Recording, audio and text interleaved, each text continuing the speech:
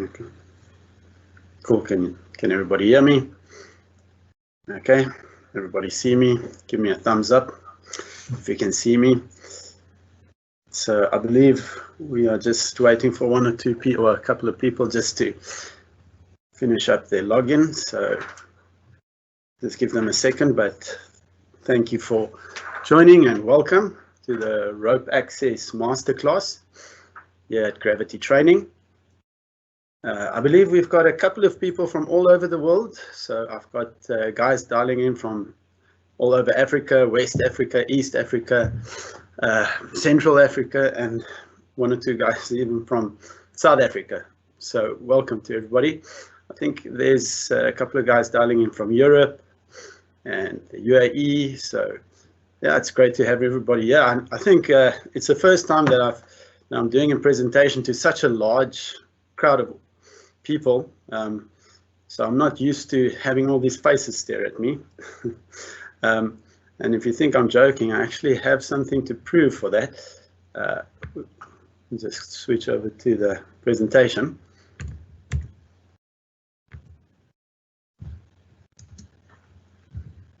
Oh, it's not switching. There we go. I've got a picture stuck up on the back of my screen so I can see all your faces. and I'm so excited to see that everybody's so happy to be here and excited to be at this masterclass today.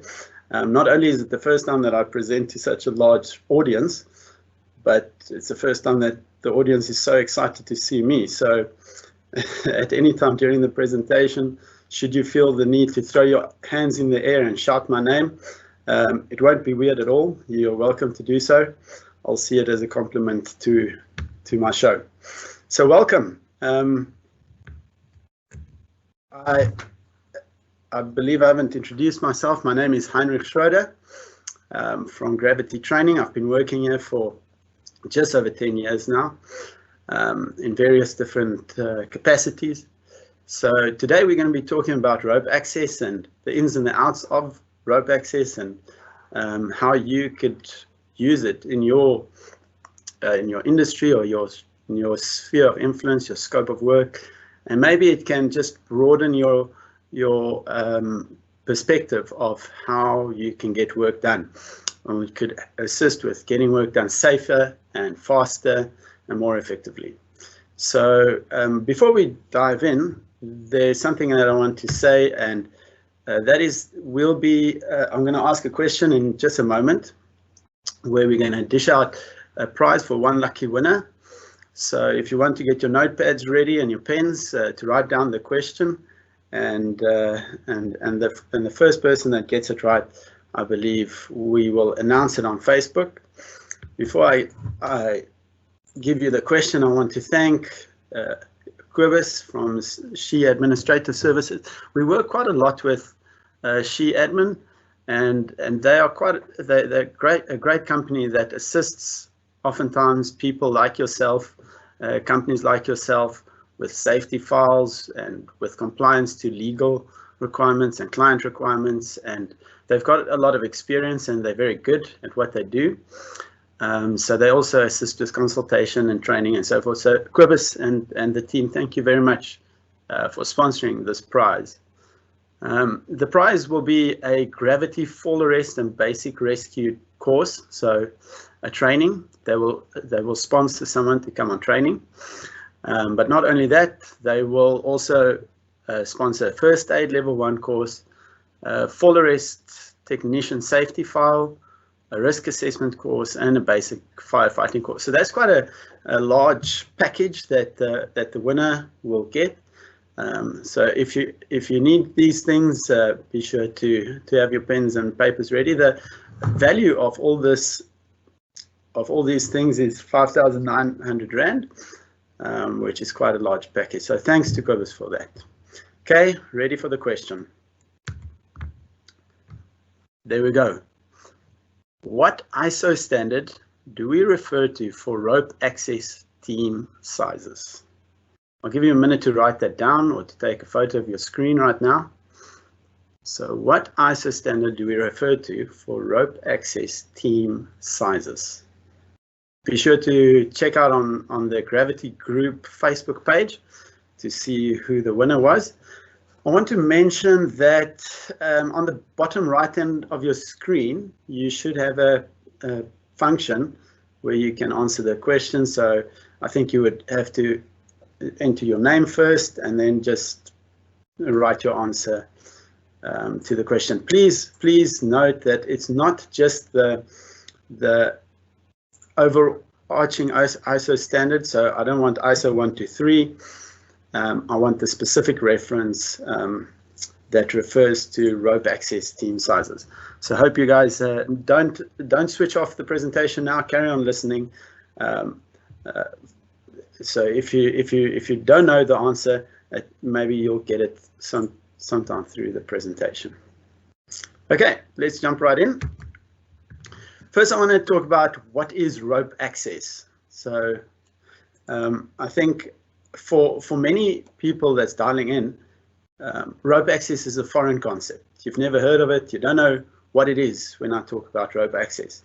I know there's other guys dialing in that's probably an old hand in this. You've done rope access for many years. You're level 3 technicians. I've got assessors and trainers dialing in. So I've got a lot of people with a broad spectrum of knowledge and understanding in the industry, and I'm hoping that what I'm discussing today will appeal to everybody.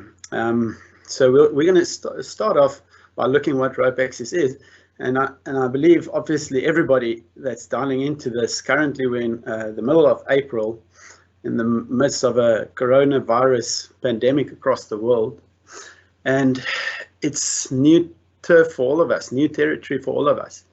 And I think when we go back to our places of work after this situation, we're going to not be able to carry on business as usual. So the old methods might need to change a bit, and the ways of doing things is not necessarily going to be the same. And I'm hoping that through this presentation, new ideas will spark and new methods of doing things. So it doesn't have to be specifically in the field of rope access, but across the board, new business ways and procedures of doing things will have to be adopted. All right, let's go back to the screen. Okay, what is rope access? So as you're seeing the slide, you're thinking, oh no, I'm going to kill you with my PowerPoint presentation. A lot of words doesn't do it for me. So there's a definition from the ISO 22846 about what rope access is, but I'd rather want to look at pictures. So pictures say 1,000 words. So firstly, rope access is a technique using ropes that seems quite obvious.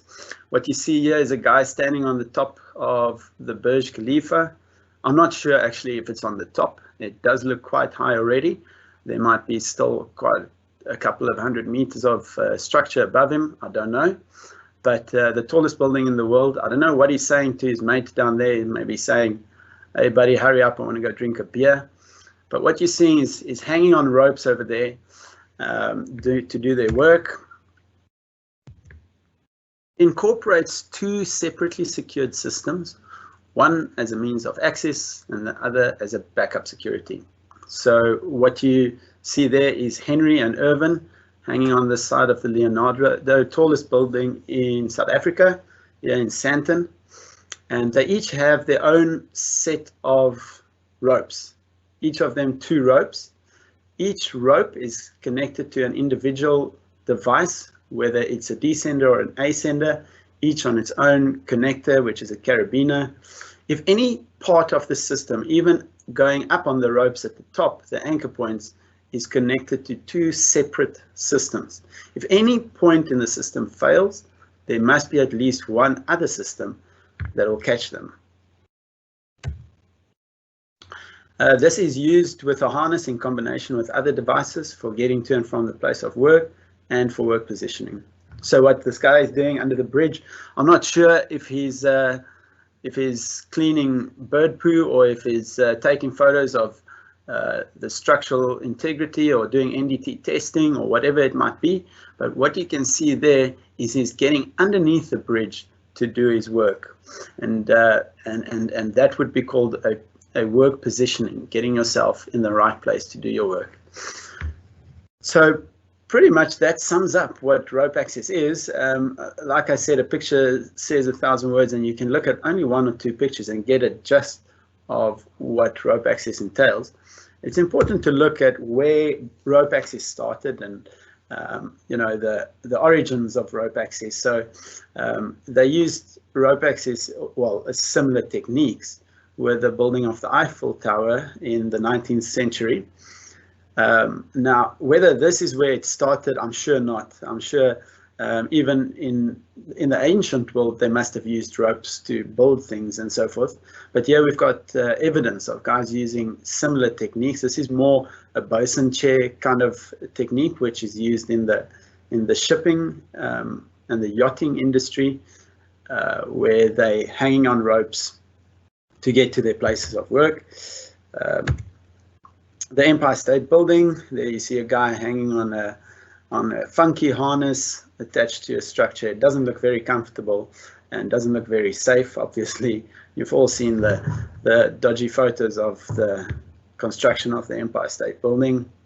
At least it looks like he's got safety shoes on, and the other guy's wearing gloves. Mount Rushmore, and they're still using rope access for maintenance and cleaning on Mount Rushmore. Many of you might have seen the pictures of guys using this. It does look like this guy is using 2 ropes, but in fact, I think the other line that's running there is either a water hose or an electric line for his tools.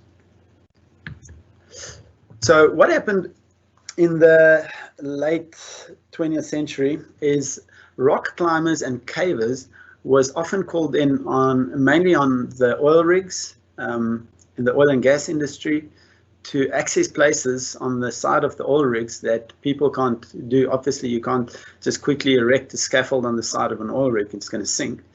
And so they would get guys that's got sufficient knowledge in using their ropes from their rock climbing background. Not only are they technically savvy on the ropes, but they're also oftentimes physically capable to hang on harnesses and to maneuver themselves. So they're often called in, these guys, to assist with industrial work in the oil and gas industry. And as this became more popular, some people said, hey, why don't we just start an industry out of this? Why don't we start an organization and develop an industry out of it? And that is exactly what happened. So what you'll see here is IRATA, International Rope Access Trade Association, was established in 1987. As I mentioned, from rock climbers and cavers with their extensive knowledge of ropes. And IRATA guys really developed the industry and developed standards and methods of working and procedures to move from one place to another on ropes, to do aid climbing and so forth. And they also brought in the double rope system, which is a great safety feature. I have touched on that already, and we'll also just look at it a bit more later on. So subsequently, after IRATA, there's been many other organizations that's been established. Some of them mentioned here is the SPRAT, Safety of Professional Rope Access Technicians. They operate mainly in America, and then IRATA, as I've mentioned, and then the IWH. The IWH, Institute for Work at Height, is a South African organization, and they are the registered professional body. So, not to bore my international listeners here, I just want to take a minute to explain for my South African counterparts what that means. Essentially, the professional body is registered to issue NQF certificates, so unit standard based training. And as they are the only professional body for working at height, they govern not only rope access, but work at height in general. So they govern, they've got a fall rest chamber, they've got a ladder chamber, mobile elevated work platform chamber, and a rope access chamber, and so forth. So the IWH governs work at height in South Africa, and they are the professional body. So in South Africa, if you wanted to be seen competent in the eyes of the law, you need an NQF certificate, which will be issued through the IWH only. Many people will be working for companies, oftentimes on the oil rigs, even in South Africa, that requires an errata certificate. So in that case, if you want to be competent in the eyes of the law and comply to your client requirements, you will need both an errata and an IWH certificate, which is possible to get. Give us a call and we can assist with that. So that's just a word on the IWH and what the relevance is of both in South Africa. If I can have a second just to take a sip of coffee here.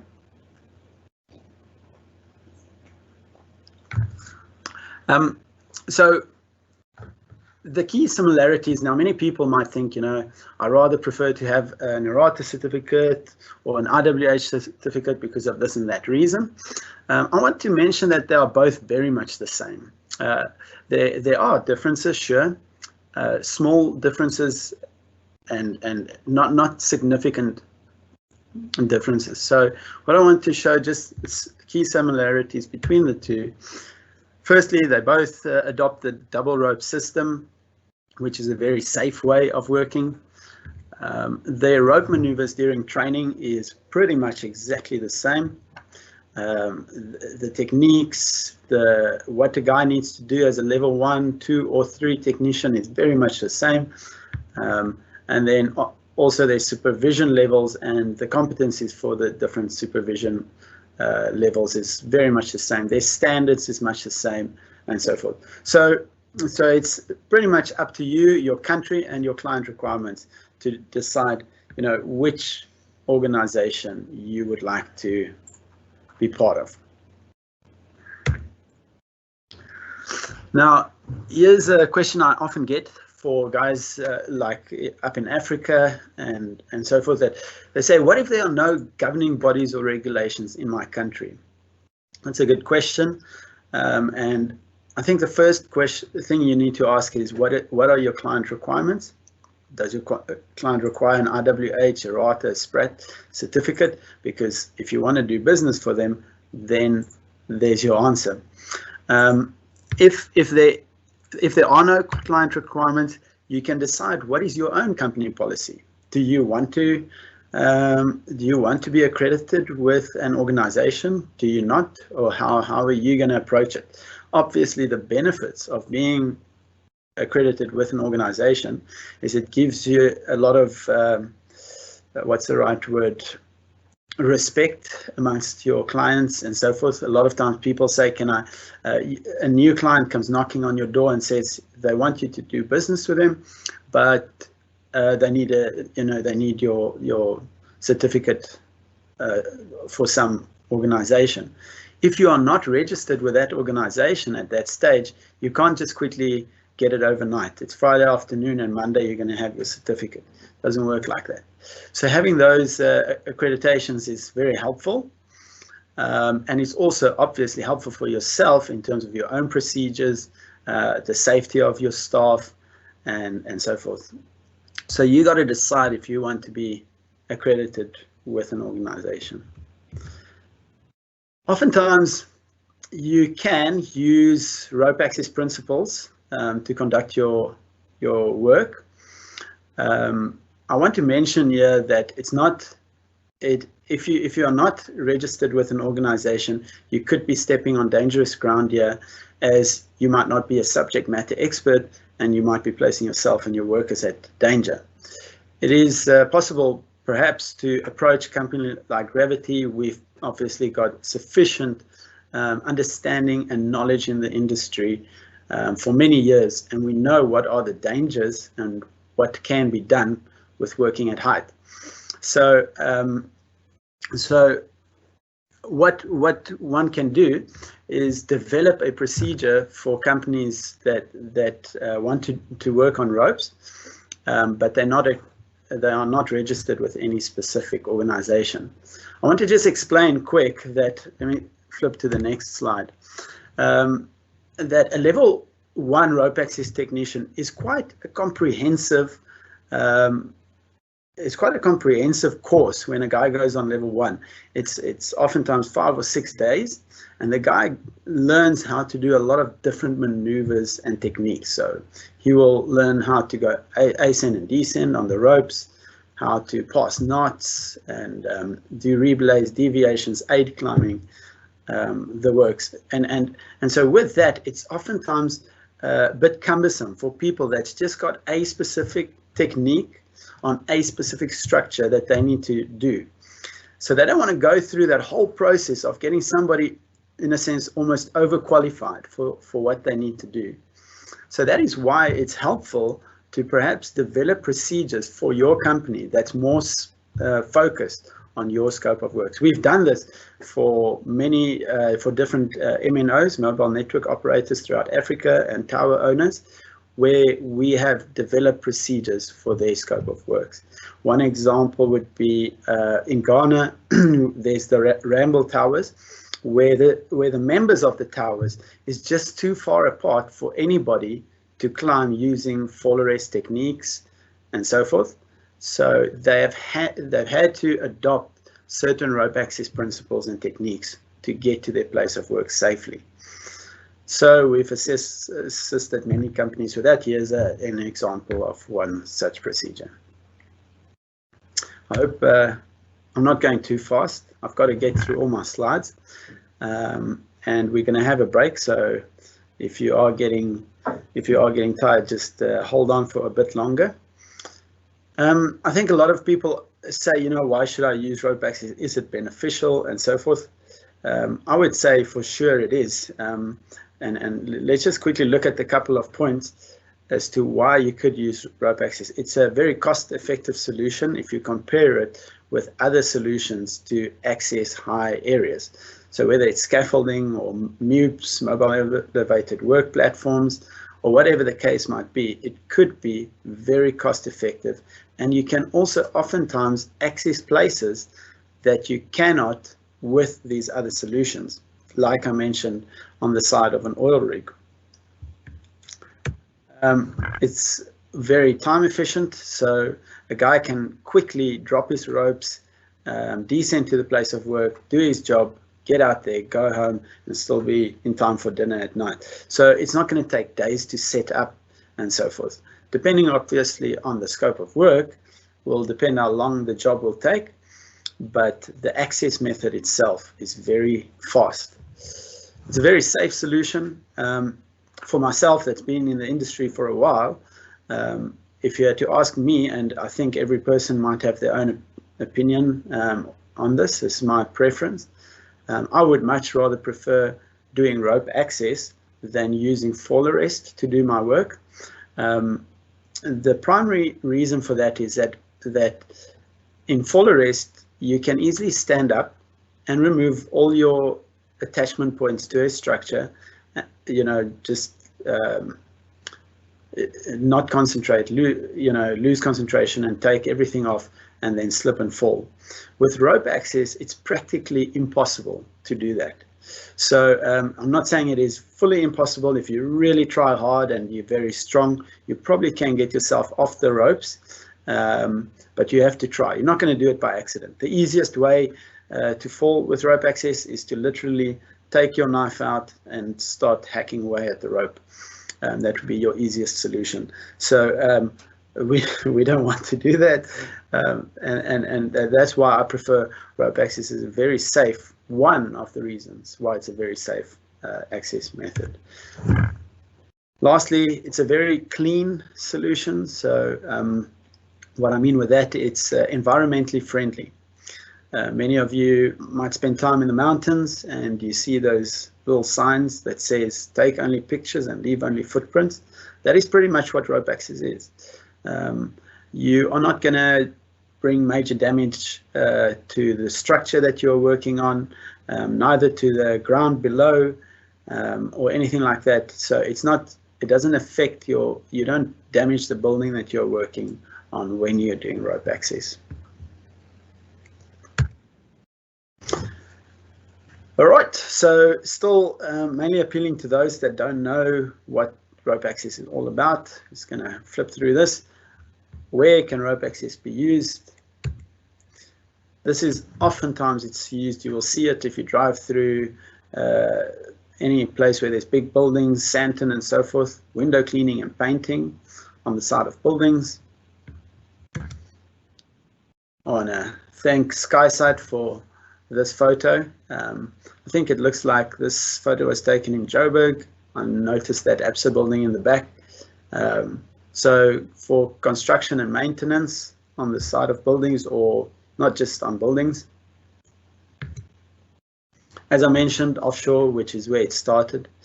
And then also the whole oil and gas supply chain. So a lot of rope access on big pipes and big smokestacks and big structures that they need to access using ropes. See this guy hanging underneath a platform there. In the power generation industry, I never thought that I would say a cooling tower can make for a good photo, but it's quite, I think, as good as it can get. You see the guy hanging on the outside of the cooling tower. Oftentimes, what they use rope access for is on the inside of the cooling towers, they use big shovels and they chip off sediment that builds up on the cooling towers. So it's used in the power generation, used in the telecoms industry. Many people would think, but why, if you can use fall arrest, why use rope access in the telecoms industry? There are two main scenarios where guys use rope access here. Is on the bottom of a monopole where you cannot climb. So you can climb through a monopole, access the crow's nest using fall arrest, but then oftentimes you need to get down because your antennas or your items you need to work on is underneath the crow's nest. So you would use rope access for that, as well as on the side of buildings where the antennas are mounted to the side and you can't climb to get them. Renewable energy, quite a lot. That's also power generation, I guess. They also use it in the solar industry, but that's mainly fall arrest techniques that one would apply there. Yeah, and so I don't know if any of you joined the previous two workshops. This is not a photo of Johann Strauss, although it does look like him, mainly because of his nice suit that Johann also likes to wear. And it seems like the guy's got a singing rock helmet there that Johann also likes to wear. So, so just to inform you, this is not Johann Strauss in the photo. Okay, before I carry on, I think let me take a break over here. What's the time now? It's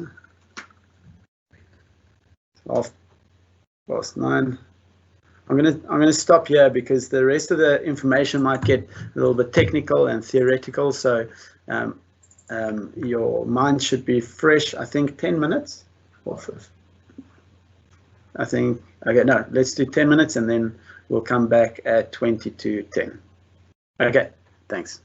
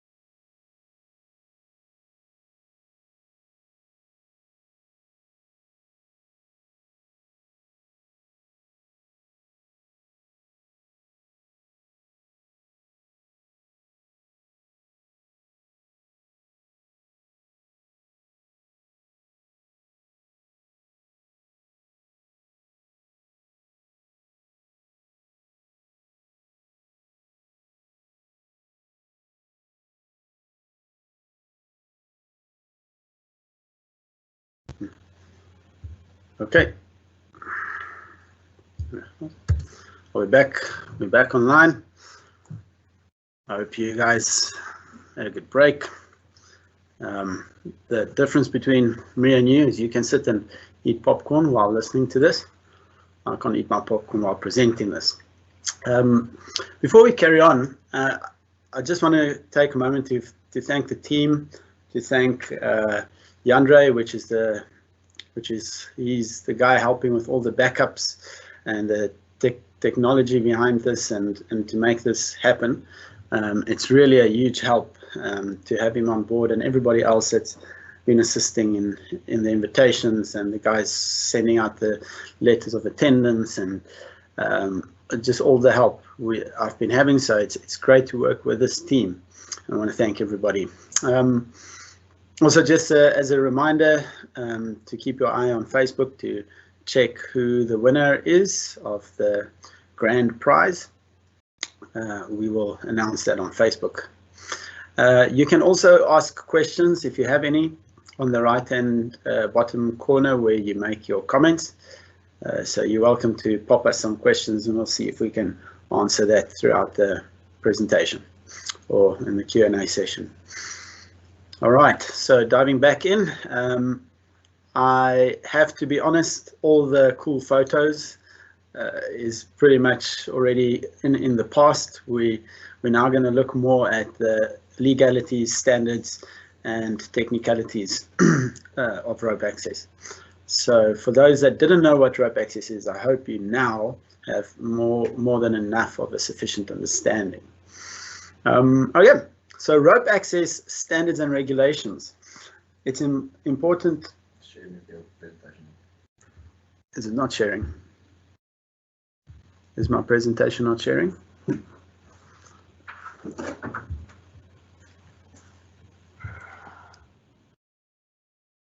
Sorry guys, 1 second.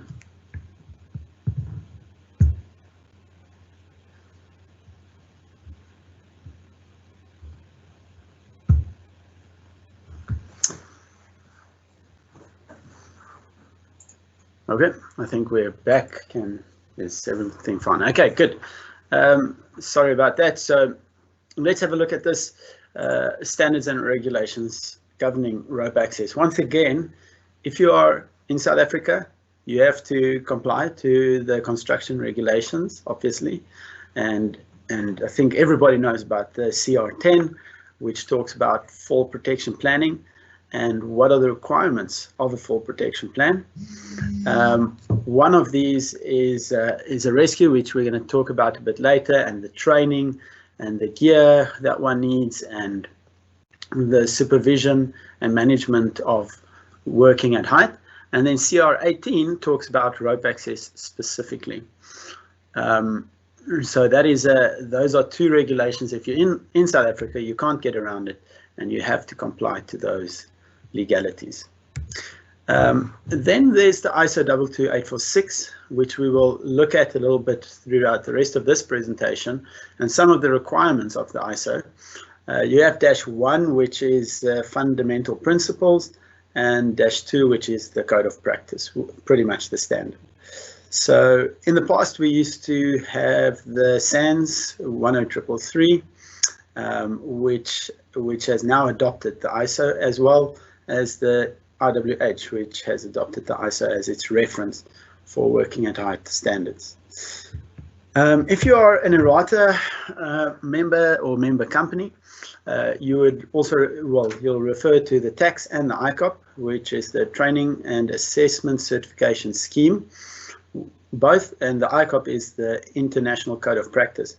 Both these documents is very comprehensive and detailed in terms of what are the requirements of a work at height technician, the different levels, what he may do, how to get there, and everything. And the ICOP is the standards of what are the work site procedures and the requirements and so forth. So it is both of these very helpful and very comprehensive tools that one can use for working at height. So I almost want to say thanks, Errata, for that. It's very helpful having those around. So the ISO, which is what we mainly refer to, I've just threw in a slide here of their table of contents. You can see there it deals with a whole lot of different items, things like management of a rope access site and how to plan a site, supervision level, site classifications, documentation requirements, such as the risk assessments and medicals and so forth. Equipment requirements, which we'll talk about, inspections and how do you store equipment and how do you transport equipment and how do you use equipment and the EN standards, so forth. And then also SOPs, so standard operating procedures. It even talks about, you can see in Annex D, angle tension factors. So how does angles affect your anchor points and the stresses on your system? So this is an example of the content of the ISO. So it talks about rope access levels, and there often is confusion with this.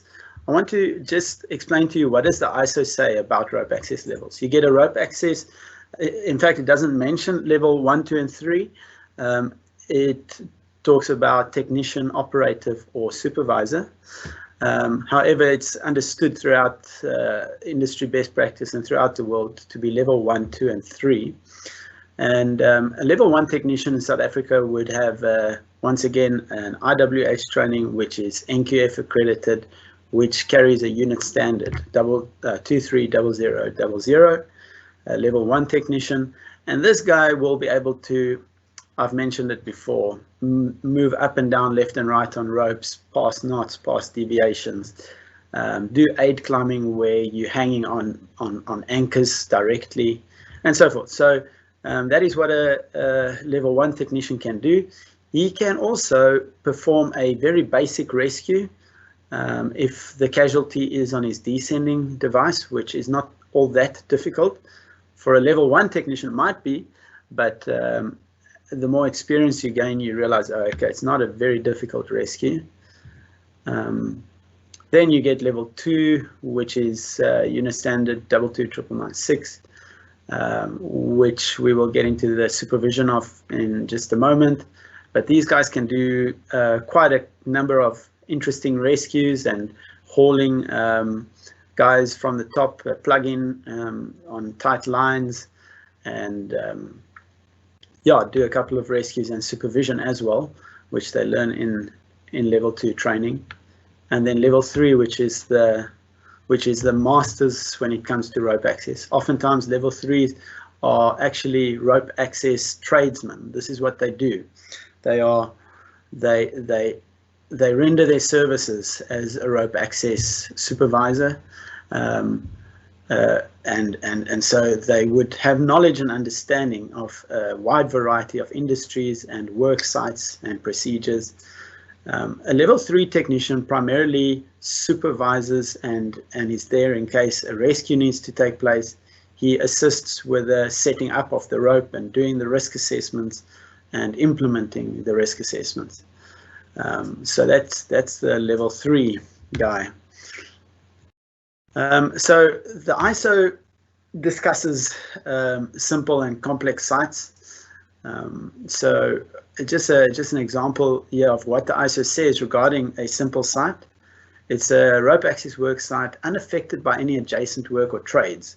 What that means is if there is construction work or maybe welding or other guys working close by, overhead cranes, whatever the fact might be that could affect your operations, it will not be a simple site. This is where the anchor line follows a simple path from the anchor at the top to the ground or platform level. So if you do need to do a rescue, it's easy. Take the guy down, bring him down to the ground straight. There is no requirement to pass knots or deviations greater than 20 degrees, and where rescues can be carried out straight to the ground or platform. A simple site needs to be classified as a simple site by a level 3 technician, and a level 2 can supervise such a site. So yeah, I've got I think this is Sam that's hanging on those ropes. Another building that gravity access installed a rail. As you can see, straight up, there's a rail above him. Should a rescue need to take place, it will be a very basic rescue attached to Sam, pick him off and bring him down straight to the ground. So this is just an example of a simple rescue. Complex site, any rope is where any rope access work site where the requirements for a simple work site cannot be met.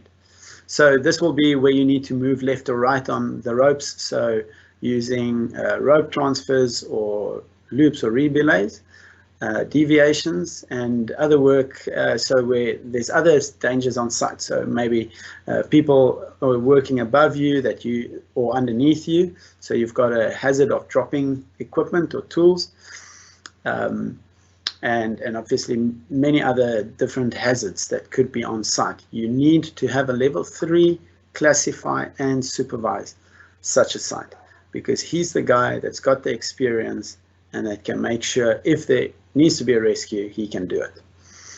So this is just what the ISO says regarding complex and simple sites.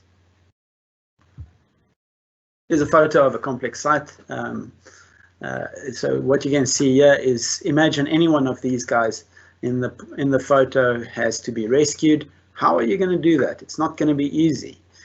Firstly, unless there's a little dinghy at the bottom of that rig, you probably won't be able to drop the guy straight to the ground. You've got to aid with him underneath the platform and then ascend with him to a safe platform where you can give him medical attention or whatever the fact might be why you need to rescue him.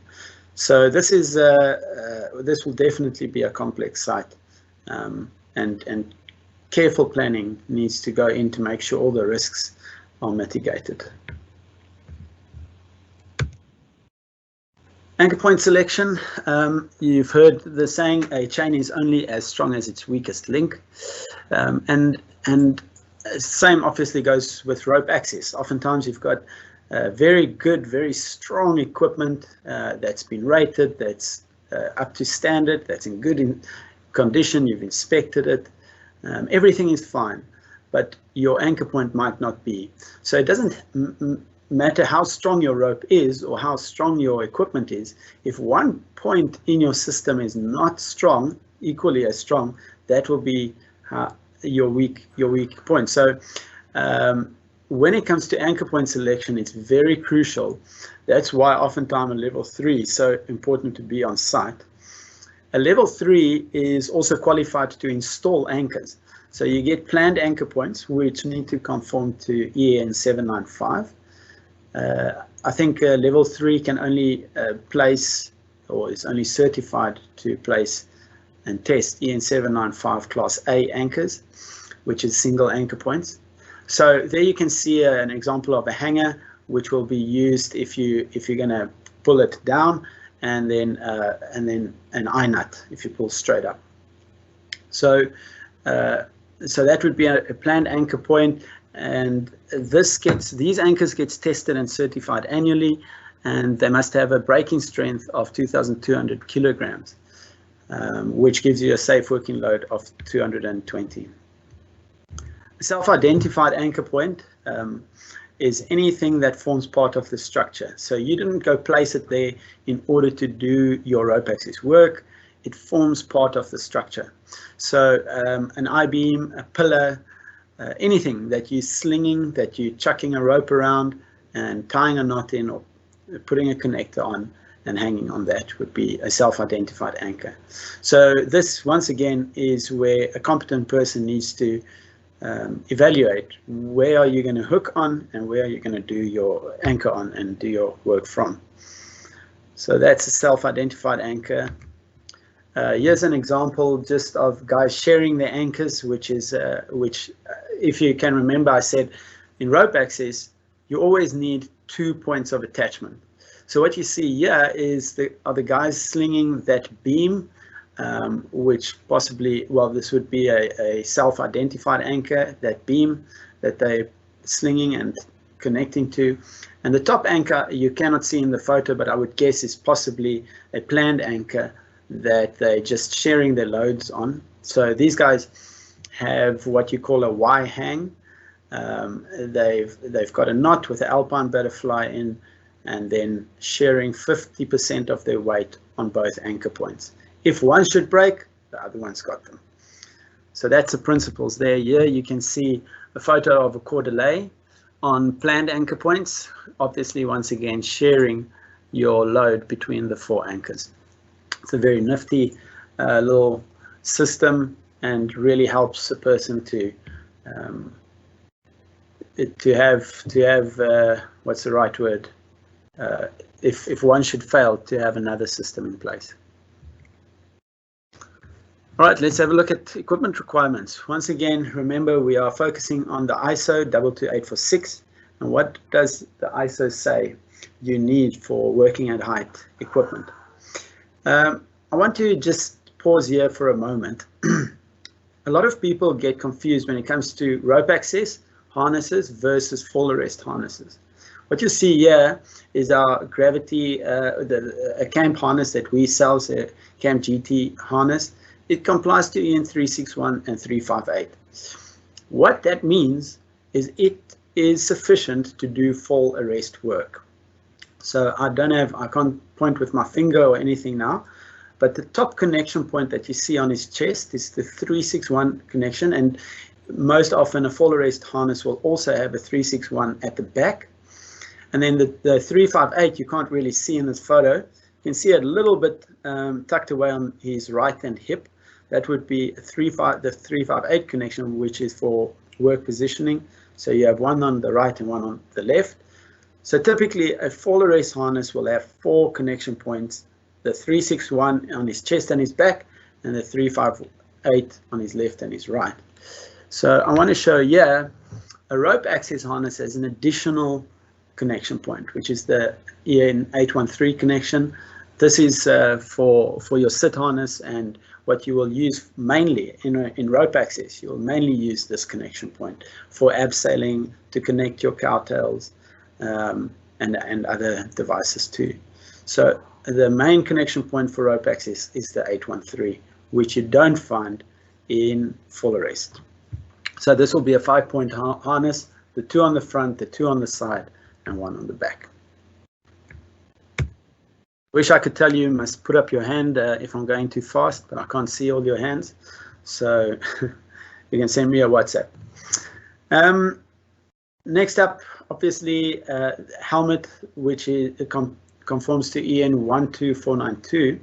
The reason why this has been adopted as the helmet to use, this is actually a mountaineering helmet. Many people say, should you not use a construction helmet as it's industrial work and so forth? A construction helmet is not rated to protect a person from the dangers he will experience whilst doing rope access. Things like swinging and hitting from the side, which is what a mountaineering helmet is rated to. It's also rated to break, the chin strap to break, so it doesn't choke you.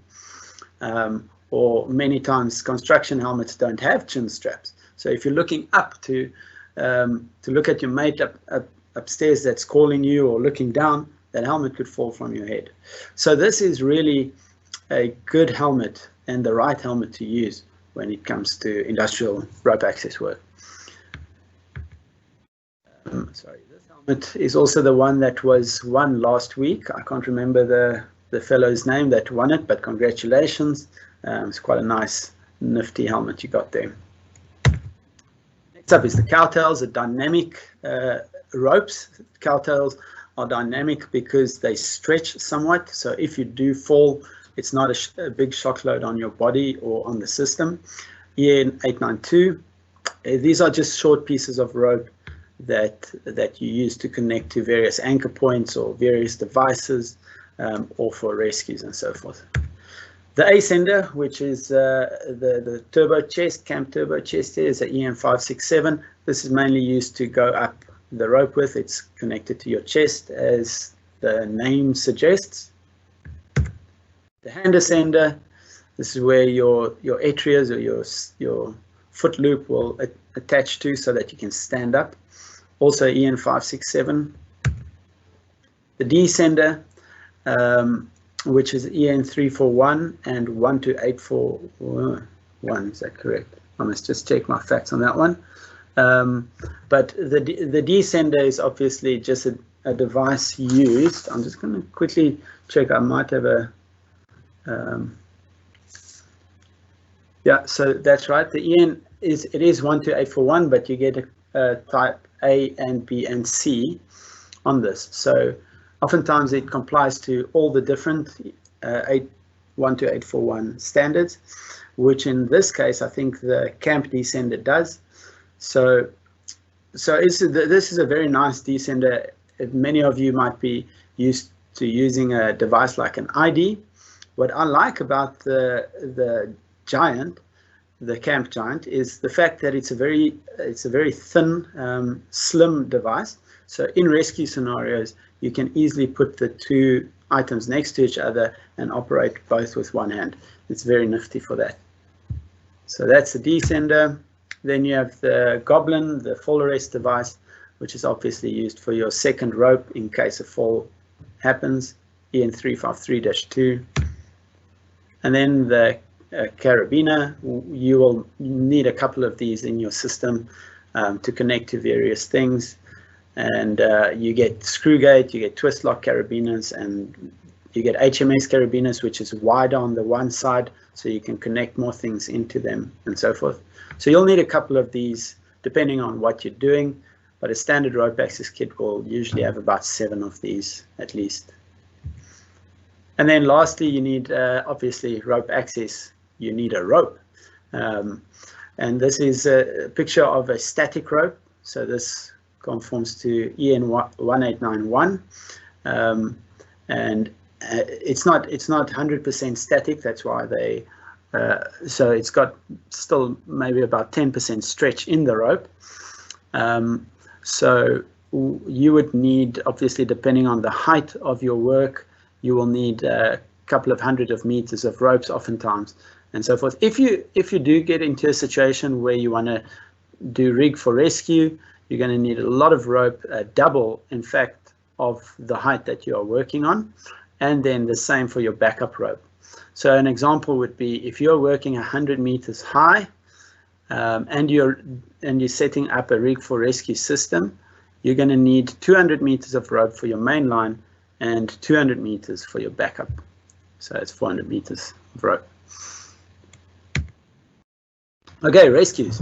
So I just want to touch a minute on this, and I think it's important for us to understand why this is so important. Well, this is important.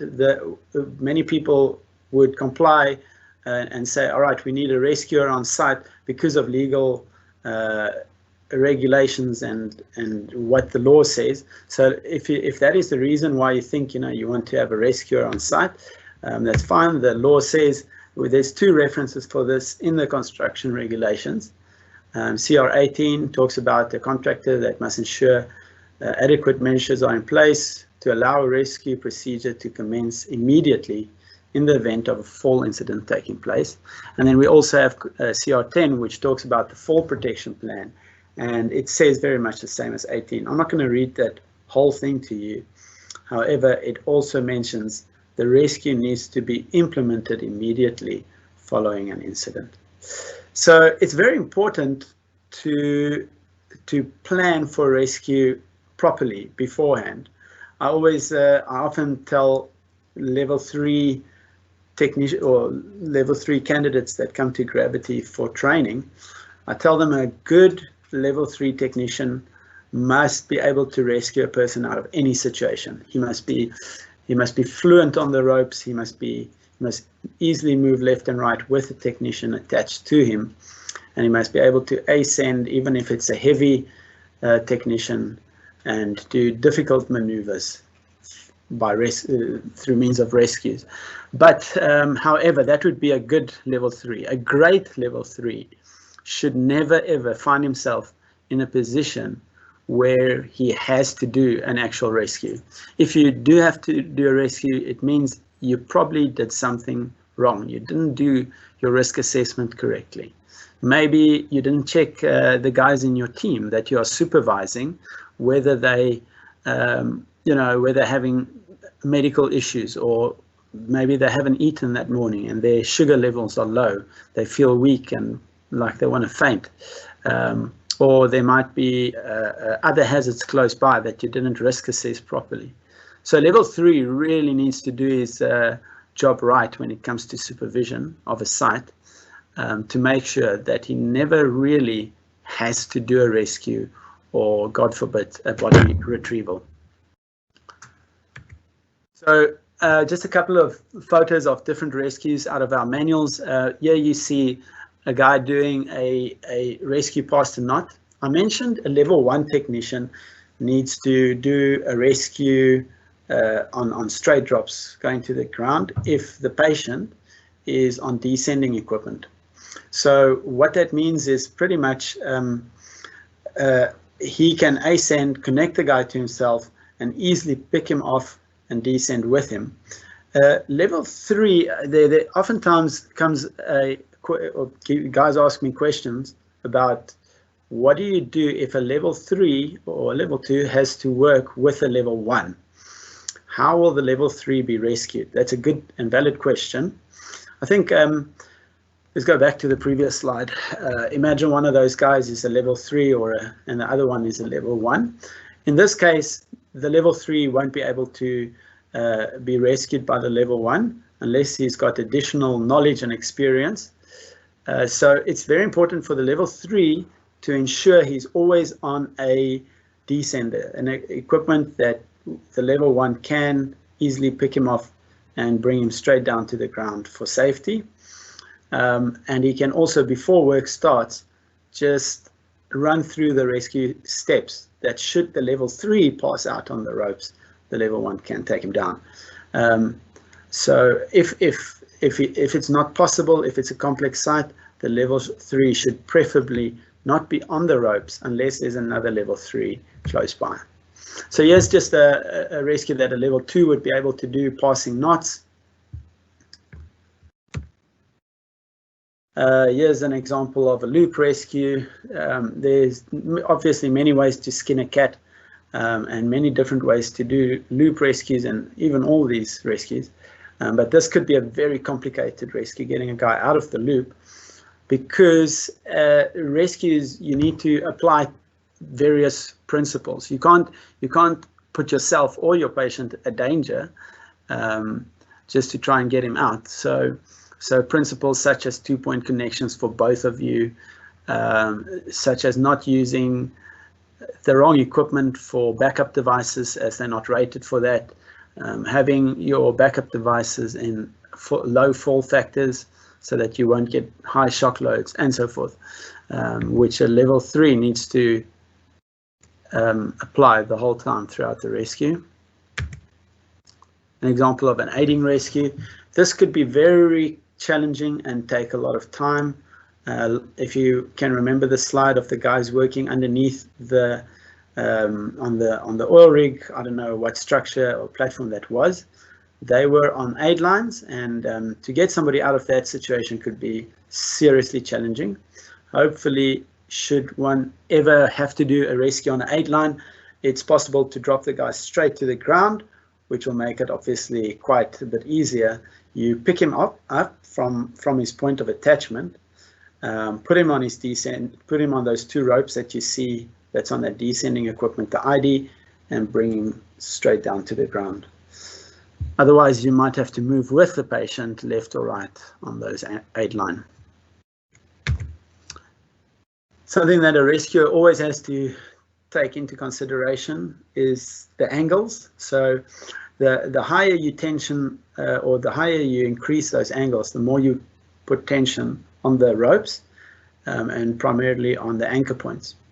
So a good rule of thumb is that the angle between your 2 main lines should never be more than 120 degrees. The reason for this is that you will place 100% weight on each of those anchor points if your angle is 120 degrees. If your angle is less, you'll obviously place less, up until as low as 50% of your weight on each anchor point if you're using 2 anchors. All right, so that would be just something that a rescuer would need to take into consideration. So with all of this, I believe everybody could see, for those that don't know the rope access industry, I just touched on a couple of things that the ISO and that the industry needs to consider when doing rope access work. There's a lot of things more that I haven't touched on thus far, and should your company be in a position where you figure, great, I would like to implement rope access to do my work, you know, you can easily just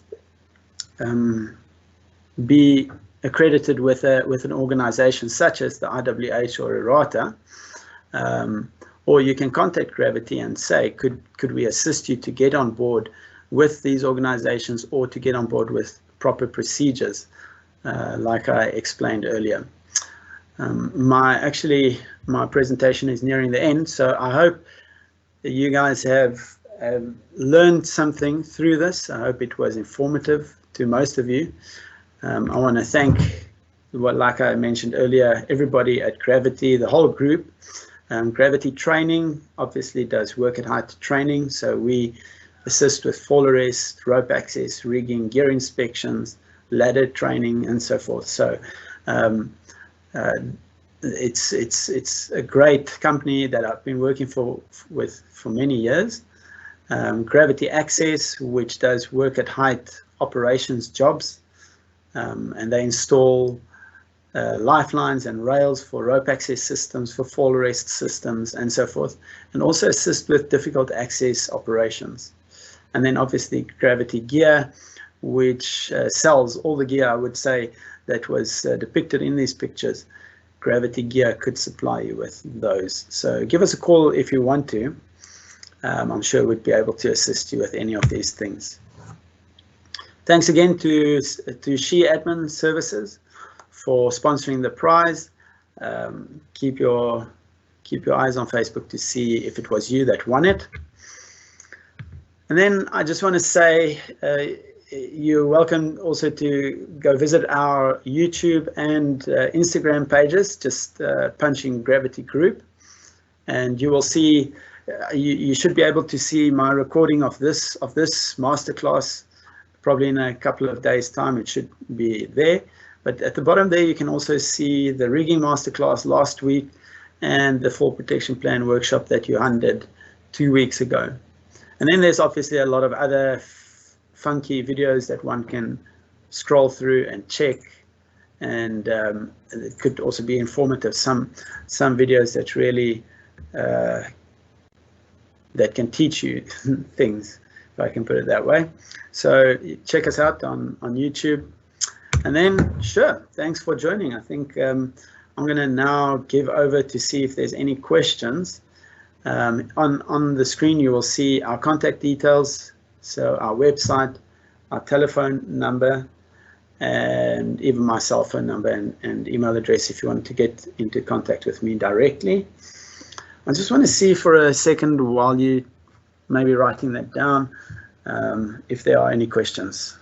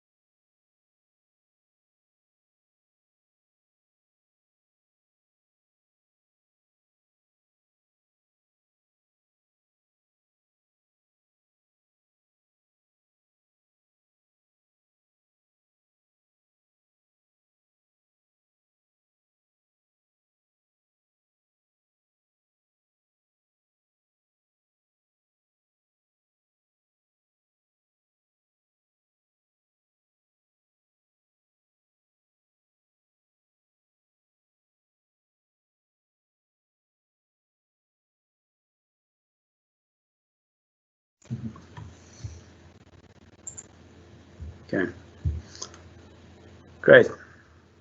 Thank you for that. Sorry for the delay. I'm sure you've had sufficient time to write down the contact details on the screen. I've got a couple of questions here. I just need to scroll through them and check, but I've got a question here from, excuse me for not saying your name, it's quite difficult. Let me just read it out. The certifications mentioned before are expired. Okay, well, asking if the certifications can expire. If yes, how often must we review them? That's a good question.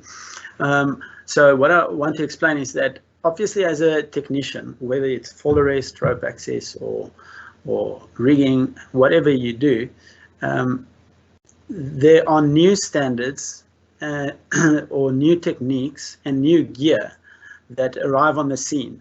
And through time, you might be stuck on old ways and old systems of doing things. So to answer your question, yes, you do need to be recertified, especially because people also start learning old habits or start learning habits that's unhelpful and so forth. So we train new systems and new techniques and new gear in our trainings. Our certificates expire every 3 years. So to answer your question, yes, you do need to do retraining and recertification.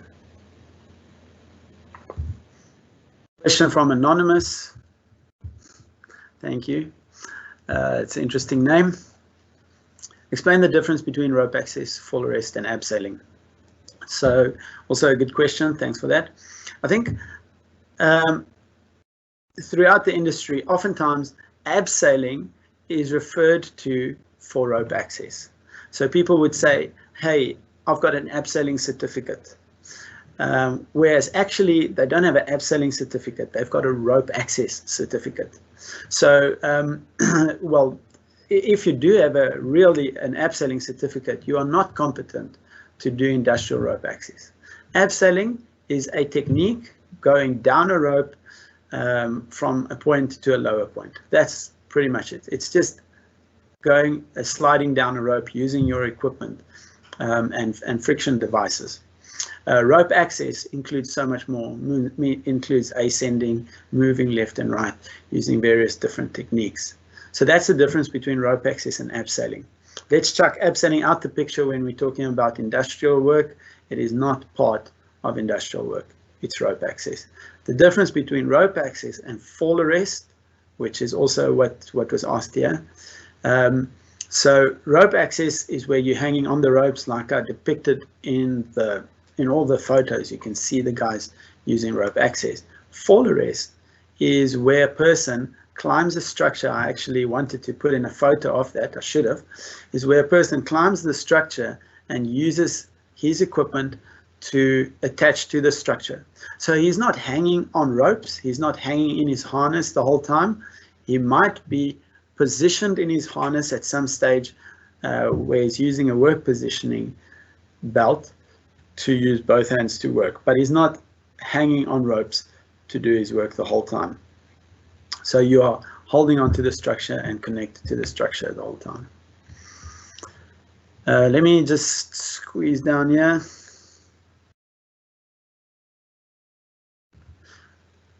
Must all work at height equipment be certified by IRATA or by IWH? So like you would remember in my presentation, I mentioned the EN standards. So essentially your work, IRATA and IWH just depicts, or in fact IRATA and the ISO just depict what EN standards your equipment needs to comply to. So then you would your equipment needs to comply to EN standards, which is depicted by IRATA or IWH. There's no IRATA standard for a helmet or no ISO standard for a helmet. That it's an EN standard that IRATA and ISO would refer to.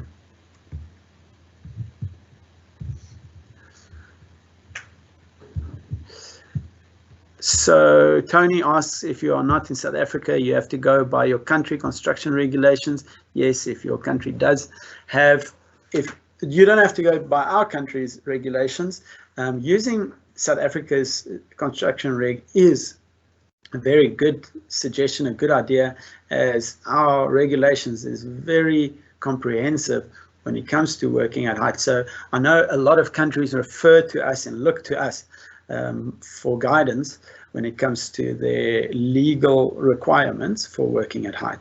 But no, you do not have to comply to our regulations. And that is why I mentioned, should you want to write a procedure for working at height, contact us and we can assist with a solid procedure for whether it's working at height or rope access or whatever it might be. Cool, another person that I can't see who this was. Can your level 1 IWH hours be used for errata? Unfortunately not. That is what everybody is asking. Can I use my IWH hours for errata? There is a process of direct entry which is very tedious and not possible for everybody to do.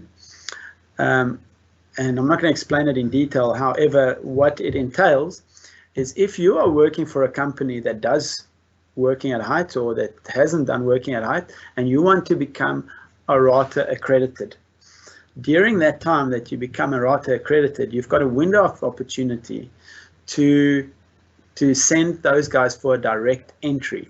I'm not going to go into too much detail more than that, but it's a very tedious process and it only works if you're working for a company that's currently in the process of becoming errata accredited.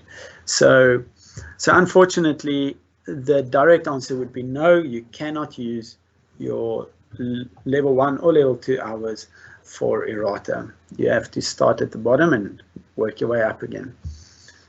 However, if you have a level 3 IWH certificate, it's obviously also very valuable, especially in South Africa. You can supervise sites.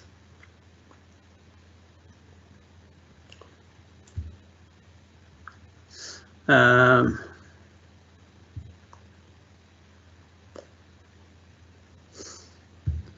there any more questions here? Yeah, Andre? All right. How do we respond? This, I don't even know how to answer this one. How do we respond to clients, and you're referring to mainly to mines, who insist on the climbing helmet, that the climbing helmet is not acceptable? From my side, you would have to probably see if you can educate the safety officers at the mine, which I know is a very tricky task, to explain to them why the climbing helmet is the right helmet for working at heights. And they are very scared, obviously, oftentimes to deviate from their own standards as it's developed by a higher authority. I could get back to you on that question, but essentially, if your client is not going to allow you to use the 12492 helmet, then you unfortunately would have to possibly look at the construction helmets or whatever they require from their side.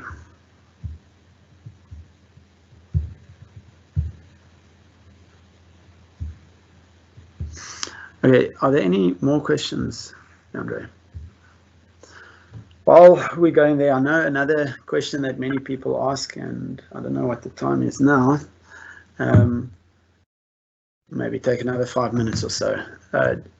Many questions that guys ask is how many hours do you need to move from the different levels? So it's not too difficult to understand. 1,000 hours as a level 1 technician to become a level 2, and then 1,000 hours as a level 2 to become a level 3. So this is really for a good reason.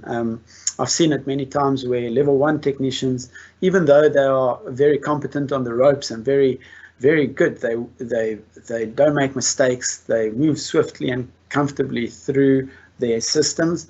It is as soon as they get to the environment where they have to go outside on a high building, over an edge, work under a bridge, whatever the fact might be, they tense up there. I can't do this. So even if a guy is very good and competent on the ropes, doesn't mean he's competent at heights.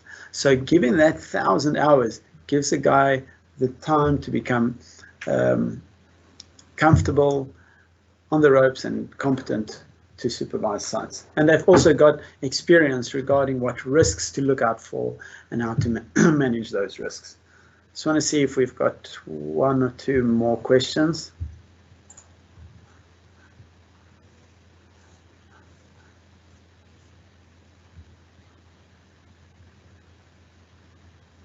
Is there an international standard for rope access such as ISO? ISO is pretty much the international standard, but it's not, no one can force you to use that unless your governing body has adopted it, like the IWH.